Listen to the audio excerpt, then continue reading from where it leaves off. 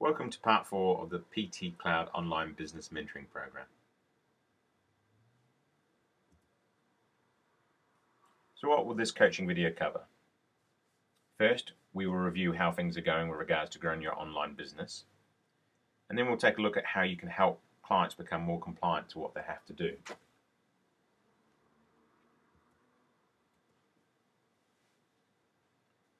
Like we have done the last couple of weeks, we need to review how business is going and what needs to be done to keep moving forward. With regards to the last 7 days, ask yourself and answer the following. What went well when it came to growing your online business? What didn't go well? And what can you do to move forward to overcome the challenges and barriers you are facing when it comes to starting or growing your online business?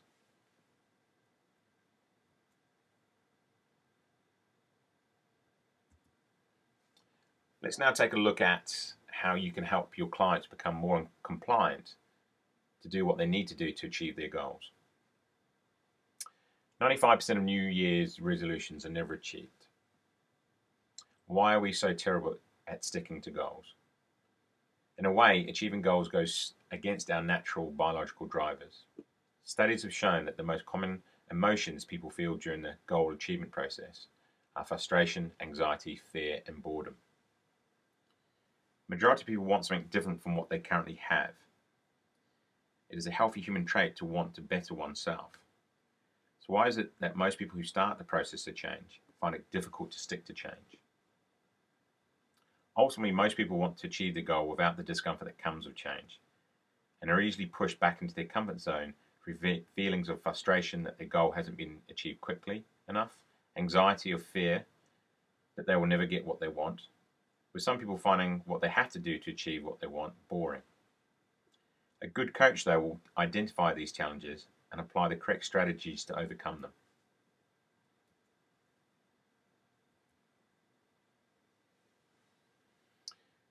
Therefore, we have to realize that altering any habit or achieving any goal flies in the face of our normal biological desires and behavior. Put another way, it's not going to be easy. This statement is supported by research which indicates that 85% of all goals set are never achieved. The following research is taken from the PhD work of Dr. Stephanie Burns. It's broken up into theory and strategies.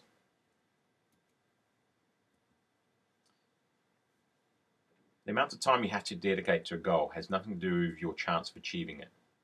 You can wipe someone's day completely so they are free, and this will not improve their chance of achieving that goal. Having a high level of self-esteem does not improve your chance of sticking to that goal. A lot of people who have high self-esteem often talk about all the grand things they will do, but don't do them. The only thing self-esteem affected was the size of the goal. The greater your self-worth, the grander the goal you set. The main influence contributing to goal achievement is frequent and consistent action.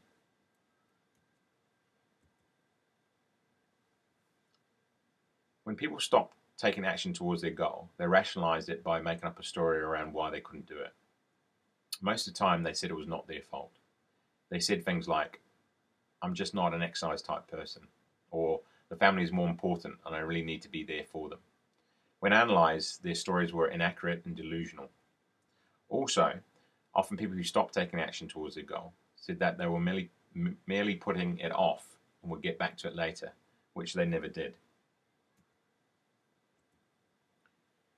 When they compared themselves to other people who kept working towards their goal, those that quit perceived those that kept going as having a much easier time of it. They saw the other person's goal as being easier, or their life as being better than theirs, or that the other person liked their goal more than them. None of these things were true. In fact, those that stuck to their goals were as challenged, bored, frustrated with their goals as those that quit.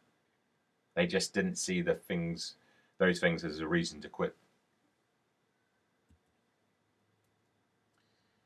The following are strategies that have been found to help people increase their chance of achieving their goals. First is action. Just start. Research shows that once we start the activity, momentum tends to make us keep going.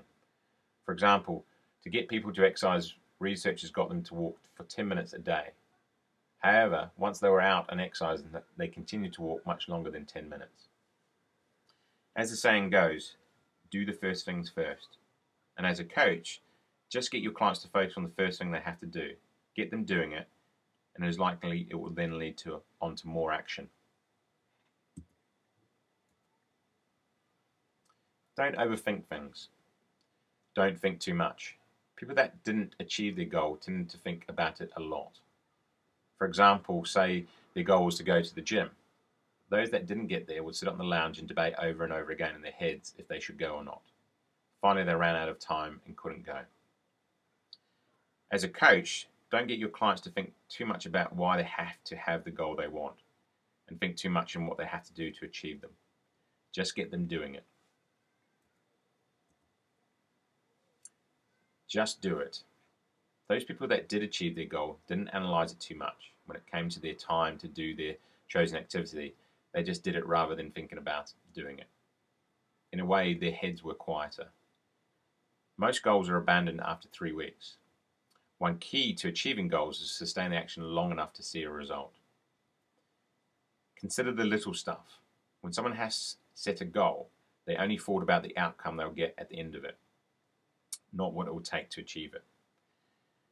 Taking the first step leads eventually to the last step. Get your clients to focus on the here and now and less on the end result. The end result won't occur without doing what is needed right now. Declare your intent. Create tension in your environment. Announce your goals to people and set up tension in your environment to keep you accountable to your goals. A very powerful way of getting your clients to take immediate action is getting them to announce their goals to people who are important to them. This can make them accountable to their actions and keep them focused on the task at hand.